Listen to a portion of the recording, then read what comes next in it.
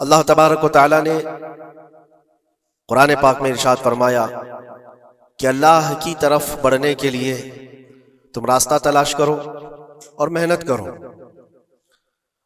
اور اللہ نے انسان کو دونوں طاقتیں دی ہیں، خیر کی بھی اور شر کی بھی، اچھائی کی اور برائی کی، دونوں کی طاقتیں اس کے اندر ہیں. خیر والا جو مادہ ہے اس کو اچھائیوں کی طرف لے جاتا ہے، اور شر والا مادہ اس کو برائیوں کی طرف لے جاتا ہے. جب یہ دونوں چیزیں انسان کے اندر موجود ہیں تو انسان کبھی نیکیوں میں غالب آ جاتا ہے اور کبھی برائیوں میں غالب آ جاتا ہے. یہ شروع سے معاملہ چلا آ رہا ہے، اور انہی معاملات کو لے کر انبیاء کرام علیہ السلام بندوں کی ہدایت کے لیے آتے رہے.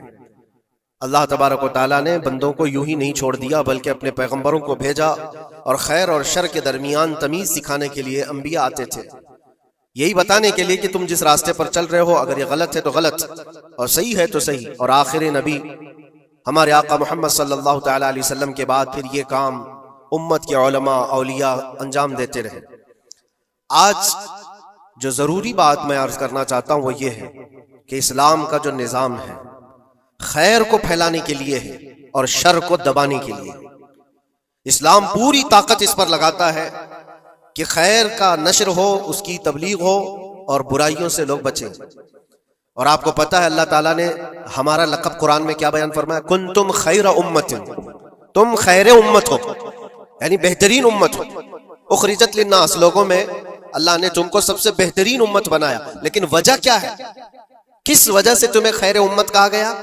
آگے خود اللہ تعالیٰ قرآن میں فرماتا ہے کنتم خیر امت اخرجت للناس تأمرون بالمعروف وتنہون عن المنکر، تم لوگوں کو اچھائی کا حکم دیتے ہو اور برائیوں سے روکتے ہو. یہ ہمارا خاصہ ہے، یہ ہماری اسپیشلٹی ہے. اچھائیوں کی تعلیم دینا، اس کی ترغیب دینا، اس کی تبلیغ کرنا، اس کو پھیلانا، یہ اسلام کا نظام ہے. اور برائیوں سے روکنا یہ اسلام کا نظام ہے. اور خیر امت ہونے کے سبب آپ کو یہ کام کرنا ہی ہوگا. لوگ اگر یہ سمجھتے ہیں کہ یہ صرف مولانا لوگوں کا کام ہے یا مبلغ کا کام ہے، مائک ملے گا تو ہی تبلیغ کرے گا، نہیں. ہر مسلمان کی ذمہ داری ہے کہ وہ خیر کو اپنی طاقت کے مطابق لوگوں میں پھیلائے، اور برائی دیکھے تو اس کو روکے. اور برائی دیکھ کر کے خاموش رہنے والے کا وہی انجام ہے جو برائی کرنے والے کا انجام. ایک حدیث میں ملتا ہے جبرائیل علیہ السلام ایک بستی پر عذاب نازل کر چکے تھے اللہ کے حکم سے. وہ بستی گنہگار تھی بہت، لیکن اس میں ایک نیک بندہ تھا، بہت پرہیزگار تھا، کبھی گناہ نہیں کیا تھا اس نے. انہوں نے اللہ کی بارگاہ میں پوچھا جبرائیل نے کہ مولا اس بستی میں ایک نیک بندہ بھی ہے، اس کا کیا کیا جائے؟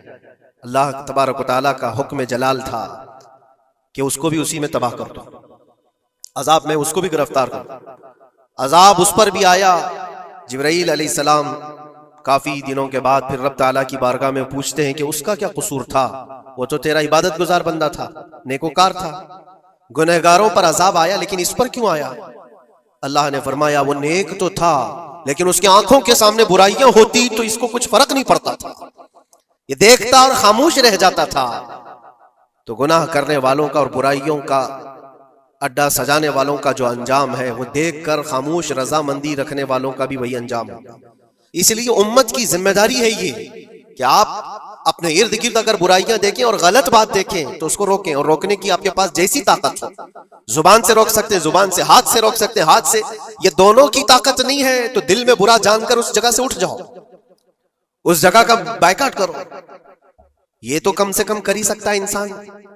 ہو سکتا ہے آج کے دور میں ہاتھ کا استعمال تمہارے لیے بہت مصیبت بن جائے، تمہارا اس کے اوپر حکم نہیں چلتا ہو، زبان کا استعمال نہیں کر سکتے ہو، مجبور ہو. تو اس میں کیا مجبوری ہے کہ اپنے دل سے برا جان کر کے اٹھو. اور یہ بھی نہیں کرتا تو سمجھ لو کہ ایمان کا آخری حصہ بھی اس کے دل سے چلا گیا.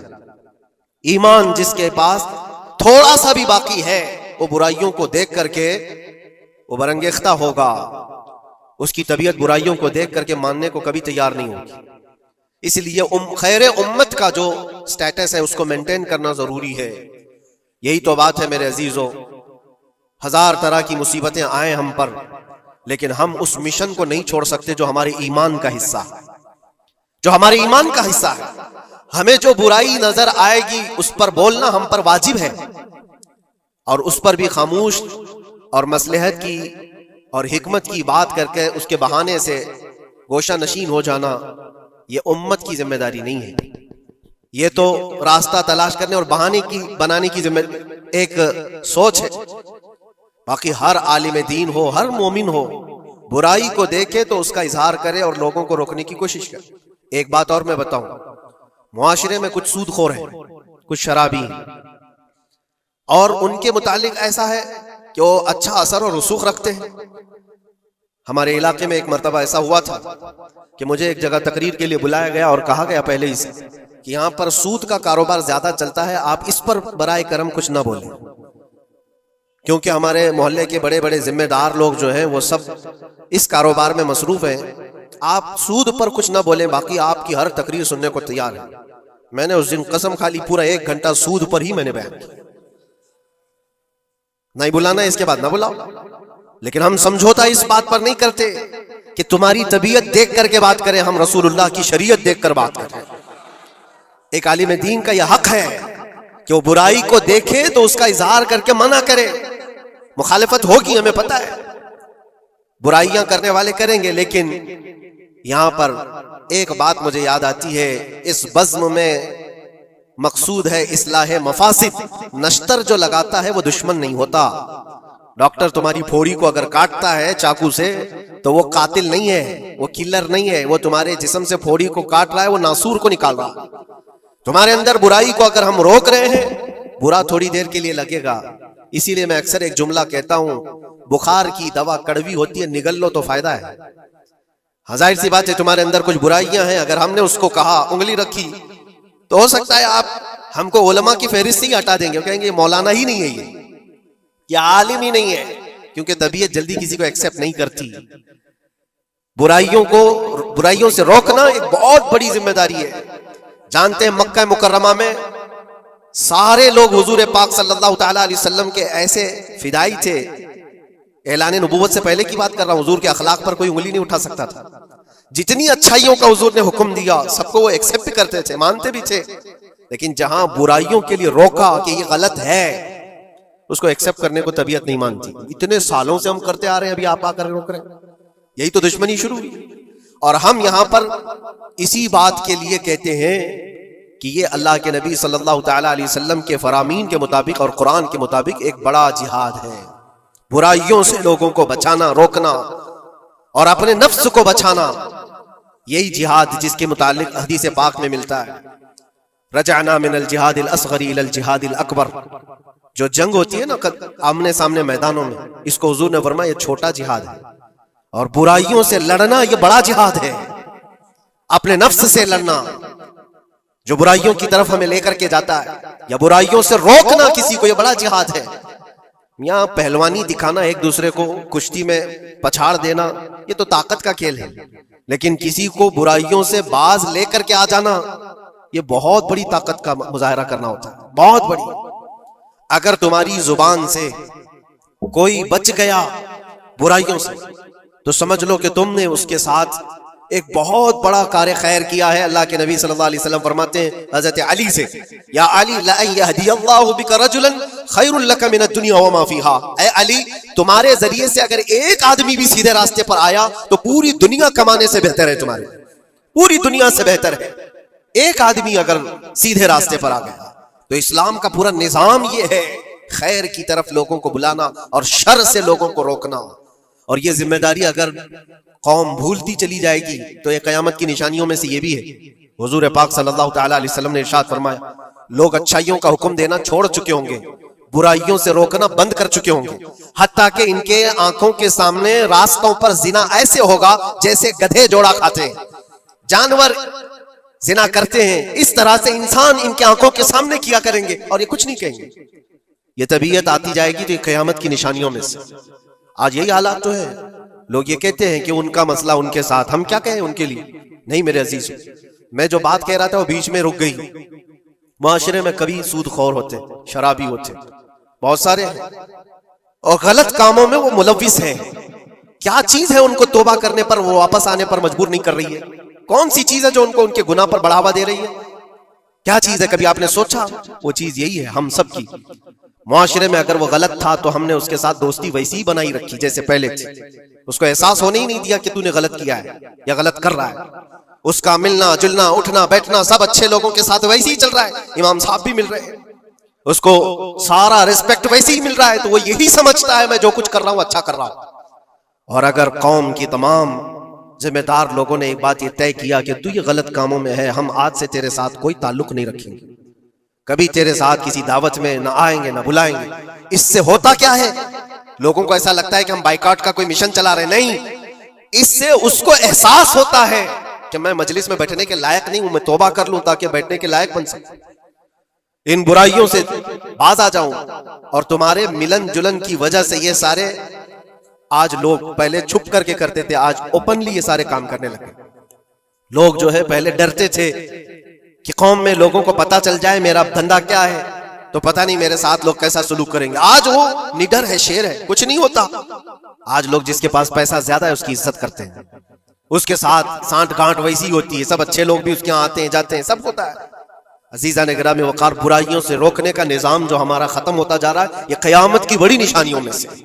آج آپ کی اور ہماری ذمہ داری اتنی تو ہے کہ ان محفلوں سے اپنے آپ کو دور کر لو جہاں یہ سارے کام ہو رہے ہیں۔ غلط جو بھی ہے اس کو تمہارا دماغ خود ہی پہچانتا ہے غلط کیا ہے۔ اللہ تعالیٰ نے اتنی ہدایت ہر بندے کو عطا کی، ہر بندے کو۔ اللہ نے قرآن میں فرمایا الم نجعل له عینین ولسانا وشفتین وہدیناہ النجدین، ہم نے دو چیزیں ایسی نہیں دی ہیں تمہیں جو خیر اور شر کو پہچانتی ہیں۔ ہر انسان، آپ کو کسی نے بتایا نہیں کہ آگ گرم ہوتی ہے، بچپن سے بتایا نہیں جاتا ہے، انسان اپنی خود تجربات سے یا دیکھ دیکھ کر کے سمجھتا ہے، وہ آگ میں ہاتھ ڈالتا نہیں ہے۔ کیا اس کی کوئی ٹریننگ دی گئی ہے بچپن سے کہ آگ میں ہاتھ ڈالنا نہیں چاہیے؟ تمہاری طبیعت نے خود ہی فیصلہ کیا ہے کہ یہ جلاتی ہے چیز، یہ گرم ہے، یہ نقصان دہ ہے۔ تو یہ ہدایت اللہ نے ہر بندے کو عطا کی ہے۔ کیا آپ نے اپنے بچوں کو یا آپ کو کسی نے بچپن سے سکھایا ہے کہ جو گندگی ہے، جو غلاظت ہے، پخانا ہو، گوبر ہو، یہ نہیں کھایا جاتا؟ یہ چیزیں سکھائی نہیں جاتی، انسان کی طبیعت میں ہے کہ اس کو ایکسپٹ نہیں کرتی طبیعت، دماغ خود ہی کہتا ہے یہ گندی ہے، یہ بری ہے۔ تو اتنی ہدایت تو اللہ کی طرف سے ہے خیر اور شر کو پہچاننے کی، اور کچھ ایسی باریکیاں ہیں جس کو علماء بیان کرتے ہیں، یہ برا ہے اور یہ اچھا ہے۔ عزیزان گرامی وقار، آج امت کی یہ بہت بڑی ذمہ داری ہے جس کو فراموش کیا جا رہا ہے۔ اس ذمہ داری کو ایسا نہیں ہے کہ صرف علماء نبھائیں گے، عوام الناس کو بھی اس ذمہ داری پر آنا چاہیے۔ آواز ہر برائی کے خلاف اٹھاؤ، اور یہاں تک کہ اس پر اگر تمہاری موت بھی آتی ہے تو وہ شہادت کی موت ہے، وہ شہادت کی موت ہے۔ برائیوں سے روکتے ہوئے اگر کوئی قتل ہو گیا یا اگر کوئی دنیا سے انتقال کر گیا تو اس کی موت کو شہادت کی موت قرار دیا گیا ہے۔ یہاں تک کہ ایک حدیث میں یہ بھی ملتا ہے کہ کوئی بندہ حضور پاک صلی اللہ تعالی علیہ وسلم کے بتائے ہوئے تعلیمات کو لوگوں تک پہنچانے کا سفر کر رہا تھا، لوگوں کو اچھائیوں کا حکم دینے کا سفر کر رہا تھا، برائیوں سے روکنے کا سفر کر رہا تھا، اس دوران اس کا انتقال ہو گیا تو حضور فرماتے ہیں اس کا درجہ نبیوں اور شہیدوں کے بیچ میں ہوگا قیامت کے دن، اس کو درمیانی حصے میں رکھا جائے گا نبیوں اور شہیدوں کے بیچ میں، کیونکہ ایک بہت بڑی ذمہ داری اٹھا کر چل رہا ہے، بہت بڑی ذمہ داری۔ اب یہ ضروری نہیں آج مجھے یہ مائک ملا یا کوئی بہت بڑا پلیٹ فارم ملا جو مجھے لوگ سن رہے ہیں، ہماری ذمہ داری بڑی ہے۔ آپ کو آپ کے گھر کے بچے سن رہے ہیں، آپ کسی جگہ پر مینیجر ہیں تو آپ کے ماتحت رہنے والے جو کام کرنے والے ہیں وہ آپ کو سن رہے ہیں۔ کلکم مسئول عن رعیتہ، یہ حدیث پاک میں ہے، تم میں سے ہر کوئی ذمہ دار ہے اپنے ماتحت رہنے والوں کا، تو ان کو روکنا تمہاری ذمہ داری ہے۔ اگر پوری دنیا کو نہیں روک سکتے، پورے محلے کو نہیں روک سکتے، اپنے ماتحت رہنے والوں کو تو روک سکتے ہو، اپنی اولاد کو، اپنے آس پاس والوں کو جو تمہاری بات ایکسپٹ کر سکتے ہیں ان کو تو روکو، ان کو برائیوں سے روکنا ہی تمہاری ذمہ داری ہے۔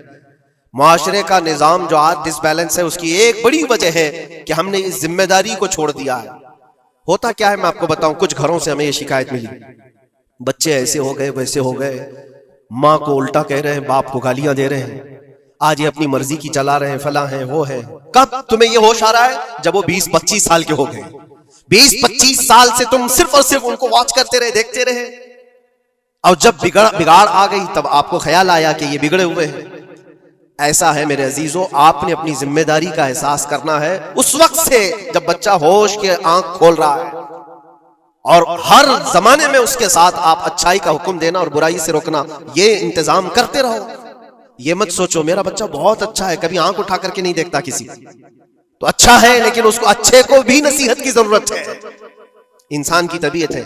میں آپ کو بتاؤں اس کائنات میں سب سے اچھے لوگ کون تھے؟ سب سے اچھے وہ رسول اللہ کے صحابہ. ان سے اچھے کوئی ہے؟ اور یہ ملتا ہے، بزرگوں نے فرمایا قیامت تک جو سب سے اچھے پیدا ہونے والے تھے اللہ نے ان کو چن کر کے رسول اللہ کا صحابی بنایا. سب سے اچھے لوگ تھے وہ، سب سے اچھے. لیکن ان سب سے اچھے لوگوں کو بھی رسول پاک صلی اللہ علیہ وسلم 8 دن سے زیادہ گیپ نہیں دیتے تھے، ان کو نصیحت کرتے رہتے تھے. جو دنیا کے سب سے اچھے لوگ ہیں ان کو نصیحت کی ضرورت ہے. تو اس بگڑے ہوئے دور میں ہم سب کو کتنی ضرورت ہے. وہ صرف آپ کو نہیں، مجھے بھی ضرورت ہے. ہم بھی ڈھونڈنے کے لیے نکلتے ہیں کسی مشائخ کے پاس، بیٹھے وہاں پر ان کی نصیحتیں ہمارے دل پر اثر کریں. عزیزان گرامی وقار، اس ذمہ داری سے آپ کبھی اپنے آپ کو سبکدوش مت کرنا. 8 دن کے لیے بھی نہیں. اپنے ماتحت جو ہے کوئی نہ کوئی چیزیں ان کو اچھائیوں کا حکم دیتے رہے. اس کا اثر یہ ہوگا کہ اللہ کی بارگاہ میں کل آپ کی پکڑ نہیں ہوگی، آپ نے اپنی ذمہ داری پوری کی.